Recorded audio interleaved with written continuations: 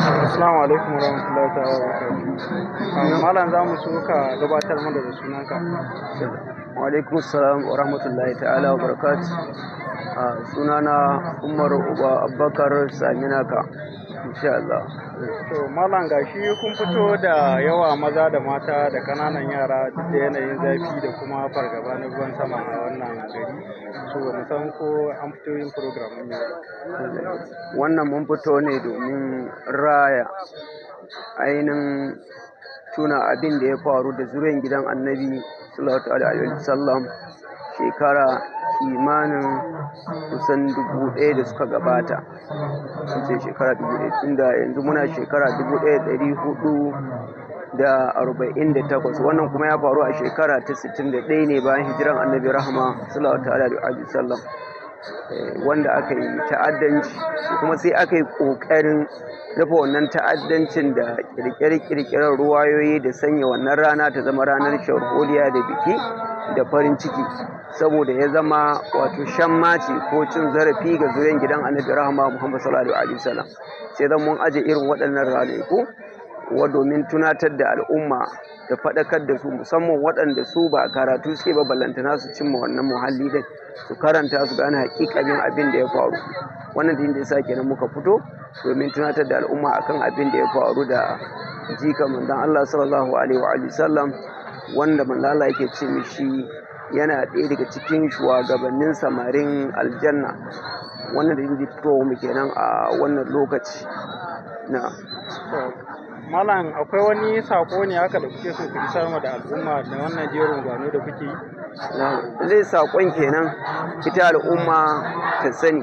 Abu na farko shine ya zo a riwaya daga manzon sallallahu alaihi wa sallam yana cewa duk wanda yayi jaje ko yayi juyayi ainihin akan abin da ya faru da zuriyan gidansa, to aljanna ta tabbata a gare shi. Saboda haka sai muka fito wannan mu a karan kanmu muna fatan Allah ta'ala ya karɓe shi a matsayin juyayi da nuna damuwa akan abin da ya faru da zuriyar gidan Annabi sallallahu alaihi wasallam, da fatan Allah ya azurta mu da wancan. Sannan abu na biyu kuma muna kira ga al'umma su ma su gane wannan al'amarin ba al'amari ne na wasu ɓangare ba, a al'amari ne na dukkan al'ummar musulmi awwalan. Wanda duk yayi imani da Allah guda ɗaya, yi imani da Annabi rahama Muhammad sallallahu alaihi wasallam a matsayin manzo, kuma ya sani cewa manzon Allah ya yi wasiya da ainihin ruko da alƙur'ani da kuma zuriyan gidansa. To waɗannan su ne zuriyan gidan nasa, wanda idan ka rike alƙur'ani ka sake su to tabbas zai zama ka ɓata. Hakanan in ka rike zuriyan gidan Annabi ka bar alƙur'ani to shi ma za ka ɓata, dan manzon Allah ya ce a haɗa su biyu ne a rike din. Da haka yasa muka ɗauki wasiyan Annabi muke riƙewa, kuma ke tunatar da al'umma akan su zo su riƙe zuriyar gidan Annabi. Me yasa Annabi ya ce a riƙe alƙur'ani da zuriyar gidan? Saboda su zuriyar gidan nasa su ne Allah ta'ala ya ba su ilimin da ke cikin alƙur'ani. In kana so ka samu tsantsan saƙon Allah da ya aiko manzon Allah da shi alƙur'ani, to sai ka koma zuriyar gidan, su ne za su gaya maka wannan aya tana nufin kaza ne, ga sakonta ga sakonta ga sakonta. Don haka muna kira zuwa ga al'umma zuwa ga rike wannan wasiya ta Annabi, cewa ya bar mana abubuwa guda biyu in mu riko da su ba za mu bata ba har abada, shine alqur'ani da zuriyar gidansa. Wannan shine abin da kuma jagoran mu Allama Sharfuddin Zakzaki yake kiran al'ummar musulmi da shi, duk mu haɗu akan wannan kuma shine tsira a duniya kuma shine tsira a lahira. Wannan shi. To malam, kaman ganin sauran garuruwa haka suna gudanar da irin wannan abu, so ganin irin hare-hare da ake kawowa ta bangaren gwamnati da kuma sauran al'umman gari, wanda kamar mun ji labari a Kano shekaran jiya an samu ɗan hatsaniya tsakanin su mabiya Shi'a da kuma mutanen gari.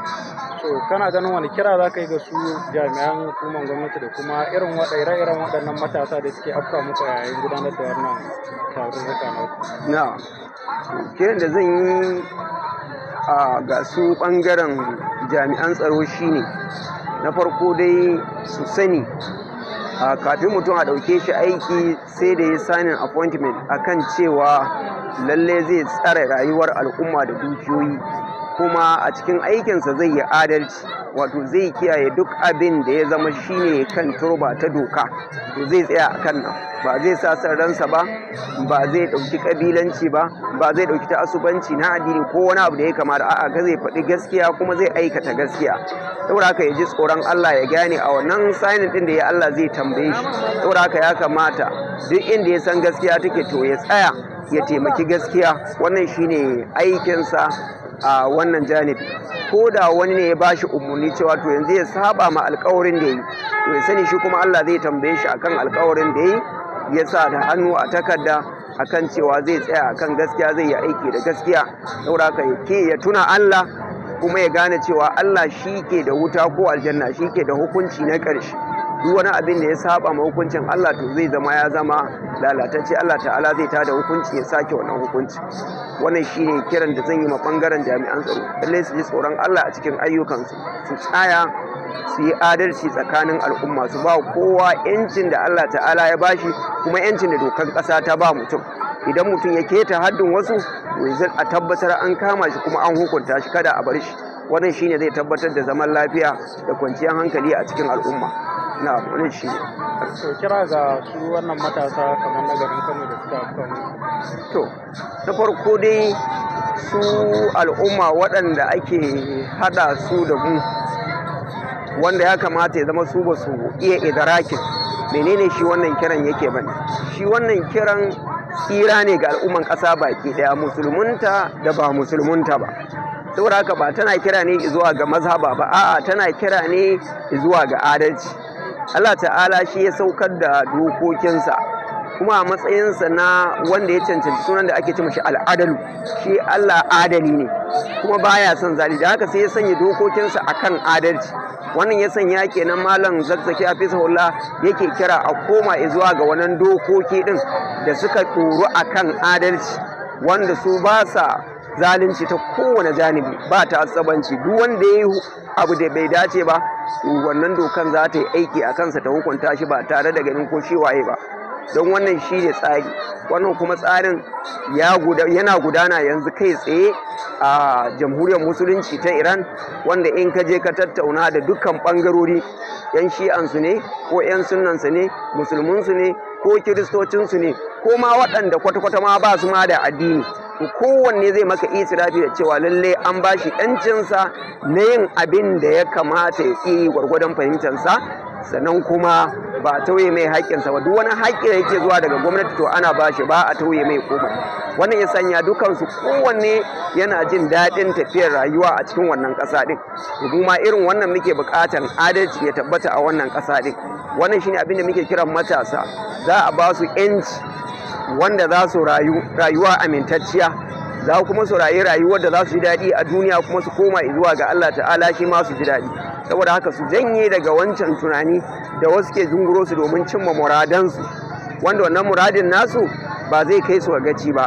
Lalle su tsaya su kalli kiran malam da waɗannan al'amura a matsayin wata hanya ce ta neman yanci, kamar yadda Imam Hussein alaihi salatu wassalam ya ce ya fito ne domin neman gyara ga ita wannan al'umman ta Annabi Muhammad sallallahu alaihi wasallam, ba don wani bangare ba. Wannan shine kiran da zan masu waɗannan matasa, da fatan za su yi idraki kuma su fahimta.